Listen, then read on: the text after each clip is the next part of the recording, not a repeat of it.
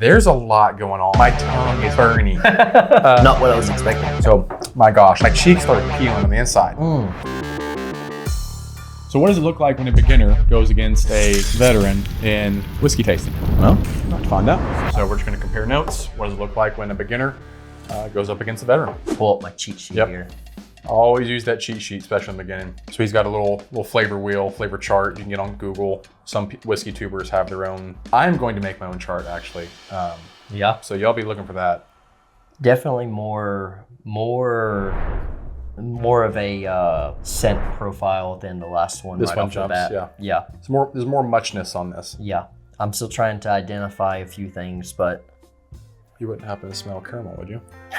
Like the last four? right. I'm trying to be like, all right, what else is there other than that? I will say it's a different kind of caramel. This is a lighter. Mm-hmm. The last chewy couple caramel. I've been like, really, it seems like the progression of the last three videos, black shirt, blue shirt, it's gotten darker and darker, and then this one is in popped back contrast. up,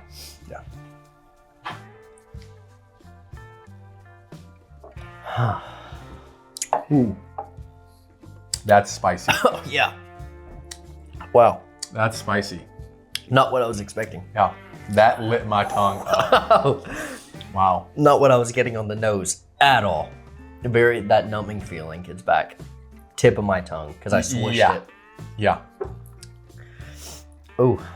Each category we go through, mouthfeel, palate, taste, or mouthfeel, nose, palate, and finish, they're going to add a little bit more to the picture, right? So usually for the palate, you're going to get less on the palate than you do on the nose because palate's going to be sweet, spicy, salty, sour, and bitter, right? That's what your taste buds can pick up. But your nose is almost infinite. I mean, you have one receptor for every smell you ever smelled. So I like to describe the palate as kind of paints the outline, and then your nose can fill in with color and shade.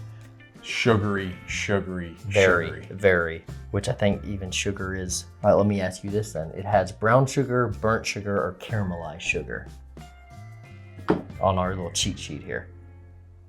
I will say brown sugar because it's not white sugar crystal. Right, no. It's darker than that. There is darker. I don't know if I want to say caramel or brown sugar though. So what I do want to say is molasses. Right, which is brown sugar. Right. So it's really close, but it's not quite brown sugar. Right. It's thicker, it's darker. So that light caramel sweetness that we were talking about earlier, this is darkened up a lot for me. Absolutely. And honestly, molasses has a little bit of it doesn't smell like sugar. Molasses has a little bit of an off sweet note, like an earthy sweet note to me. That's what I would describe molasses as. I'm getting a lot of that on the nose, though. That's all I can smell right now. that kick in the mouth that it gives in terms of a spice. Right. It for me, that lowers the proof. You who like spicy, I want to know, does a lot of that sweetness carry over underneath that spice? Let me hit it again.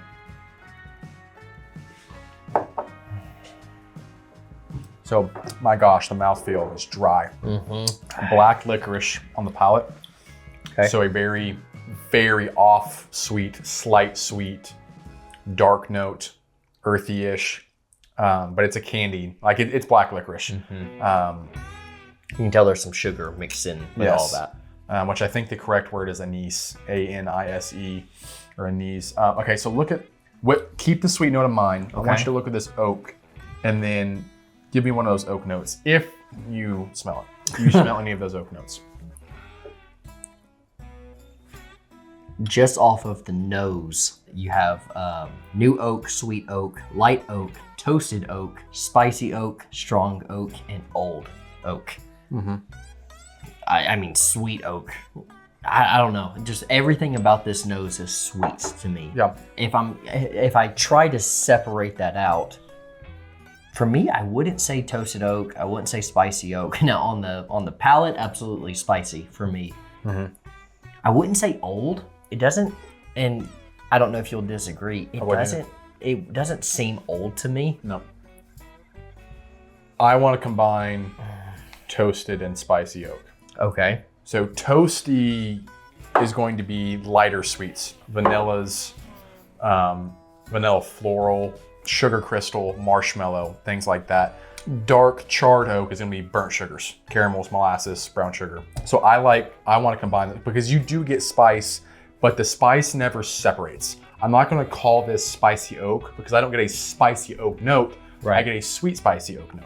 Right. Does it make sense? Yeah. Like I can't pick out the spicy oak. It is intertwined with that sweet note. I was like, because I'm having a hard time separating that sweet from anything else. There's a lot going on with the sweet notes in this, and I'm all about it. Yeah. Like I could call this a toasted, like a campfire s'more. Yeah. Yeah. I think if you were gonna compare it to a food of sorts, absolutely. On the nose, now the palate, to me, it's a little bit of a different story. Yeah, I agree. But just toasty, dark brown marshmallow. Mm-hmm. Man, I love that nose. Mm-hmm. Spicy black licorice. Mm-hmm. It's not sweet, but it's not sweet. Right. Like it's not bitter. To me, it's not sweet enough to counteract that spicy. Yeah, that licorice. I could also throw a dark fruit note on there, like a raisin. Mm-hmm. I can see that. I want you to try this. Okay. Oh my gosh. Okay, so coat the whole mouth. Like coat the whole mouth, cheeks, gums, all of it. Go ahead and drink it, whatever you want to do. After you swallow, take your tongue and rub it around your gums and your cheeks. It burns. Yeah, it does. My tongue is burning. Man, swishing it made my cheeks burn. So I need to tell you. Okay, so don't swish. Okay. Move it around, but don't swish. I'm gonna reveal part of my stupidity here. So we were going out one night, and I didn't want to use. I was gonna be drinking that night, and I didn't want to use mouthwash because I didn't want mint flavor in my mouth, but my breath smelled a little bit. I wanted to clean my mouth out, so I was like, I'm gonna get some cheap whiskey and I'm gonna gargle with it and swish it around my mouth. And my mouth was so numb, and I had skin start to die in my cheeks, and my cheeks started peeling on the inside. So one, it's gonna do that. Two, it's going to dry your mouth out so much that you're not going to be able to taste. Yeah. Right? So we want to coat the mouth, right? But we don't want to swish. And also when you swish, you're adding a bunch of saliva. Okay. Right? So coat the mouth, but don't swish it around. That is really interesting for me. I really like that. I'm gonna give that 79. 79? Yeah. See, me not liking that spice, I'm gonna be lower than that. Just that nose is so amazing. It is. It's a good nose. I mean, I'm gonna stick around that. I'm gonna say 75, just because that nose carries a lot of that. Okay. Bourbon, rye, wheat. What you got? Okay, so I'm very susceptible to spice. Your palate is a lot more distinguished than I am, especially in terms of spice. My first thought is, this has got to be a rye in some form of fashion because of the spice. I'm not sure if the proof carries that alone. Okay. I would immediately, if you asked me that without any kind of input, I'd say, oh, this is a fairly high proof rye. Okay. Again, when you're starting out, don't rely on spice to tell you whether it's a rye or not. Right. Because when you're beginning, you're going to be a lot more susceptible to proof. Okay. So if something is a higher proof, like, oh, that's a rye. Not necessarily, right? It might just be higher proof. Or in the inverse, right? Like you might think it's a rye because it's spicy. Well, maybe it's just higher proof, right? Okay. So in the beginning, I would trust your nose and the finish more than I would the palate if you're susceptible to proof. Okay. Right? Which at this point, this is was our fourth video of the day. So fourth drink, I don't know how susceptible I am in terms of proof because of how, I would say things shouldn't be bothering you at all. Okay. If they're any kind of normal proof, they shouldn't be bothering you at all. Okay. Unless it's just a really harsh young whiskey. Okay. I picked up a touch of gingerbread there too, but I like that toasted almond note. I've never had gingerbread. So Really? Yeah. Not even like a gingerbread cookie or? Nope. Yeah. So you need to go touch some grass. Is what you need to do. and then go. I buy was some building a gingerbread. fence before this, so I've been in some grass. Okay. But Okay, so bourbon. I'm saying it's bourbon. bourbon. If I was to not trust my palate with how sweet that nose is, sure, bourbon all the way. Okay. But you're a little cautious because you're tasting so much spice. Right, especially after my 4th drink. So much like that burning sensation. Right. What I would also go with that too is ryes can be really sweet because there's still going to be corn in them a lot of times, right? Your brother told me once it gets around that 107 point, a rye can get very sweet. Yes. Especially with higher age, like double oak ryes. Okay, whatever. Over under 6 years.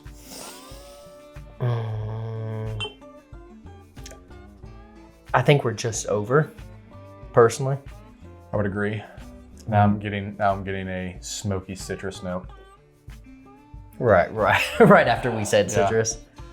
I wasn't even looking for it. Yeah. That's a really that thing keeps changing. It's a really cool drink. I'm almost cautious on the bourbon thing now, but I'm gonna trust it. So bourbon, over 6 years, I would agree.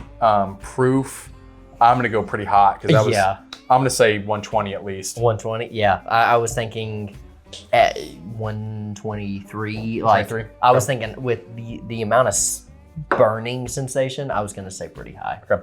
All right, and then rank it. What'd I say? I think I said, I may have already said it, 70. Oh, that's right. What, 70, 75? Yeah. I think I'll stick with that. I love that nose. I'm gonna give that a 77. 77? 77.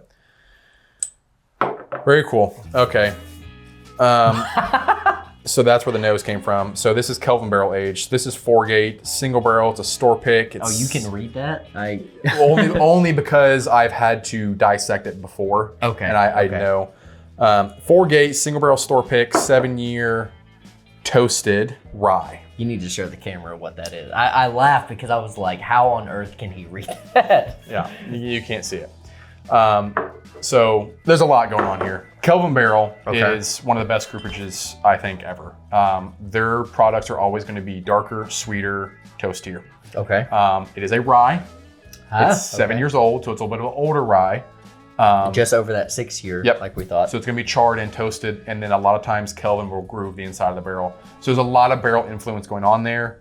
We're getting so many different kinds of things. So it's with the double oaked rye. Mm-hmm. Double oaked ryes can throw you because you get the rye, and remember, like even at the end, we're like, oh, there's the citrus, there's the floral, there's the spice. Mm-hmm. But because they've had so much more time in the barrel, because they get the second barrel influence, you're getting a lot more of the sweetness and the sugars.